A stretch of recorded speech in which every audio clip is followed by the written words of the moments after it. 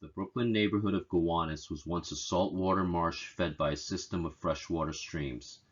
The Dutch were the first European settlers to utilize the waterways during the 1600s, fishing for oysters which were exported back to Holland.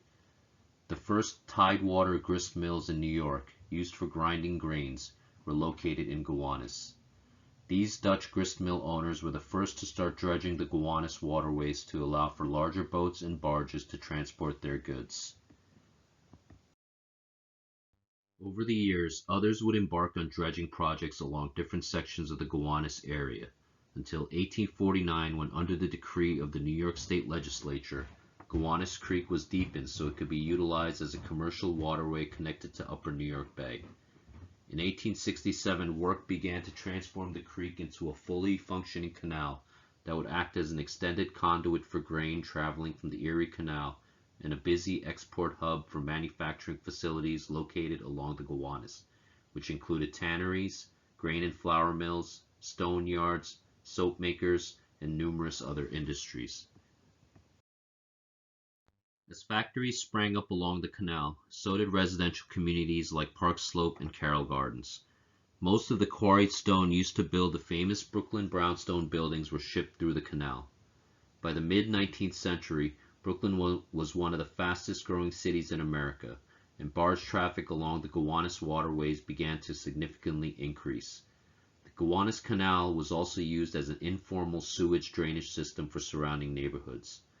Large amounts of industrial waste from the numerous heavy industries also accumulated along the canal. The main causes of contamination were the various coal-based industries, which converted coal into coke and different liquids and gases. Coke is an important industrial product used primarily for iron ore smelting.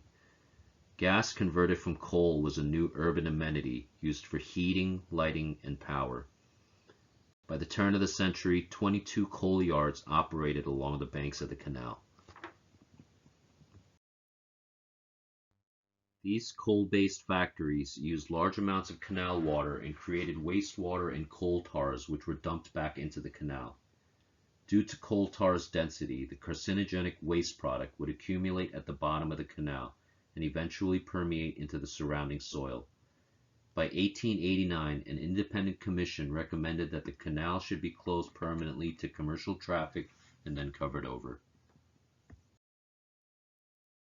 By the early 20th century, 6 million tons of cargo was produced and transported annually, making the Gowanus Canal the busiest commercial waterway in the country.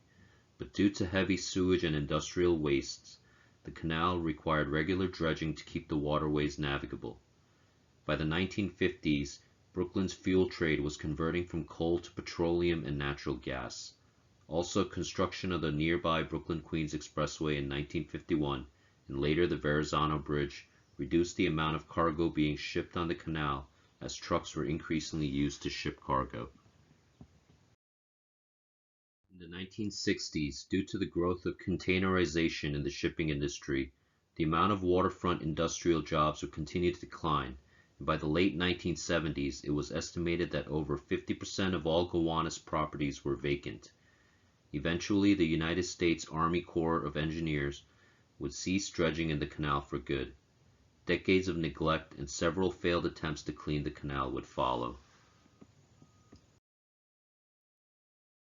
In recent years, real estate development has vastly increased along the canal, as attempts to clean the canal have gained traction.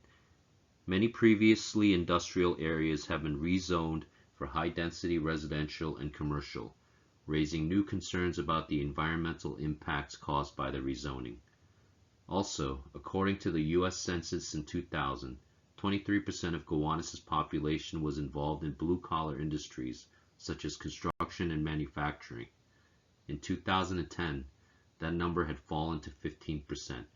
Meanwhile, the percentage of residents working in information, education, and healthcare increased significantly.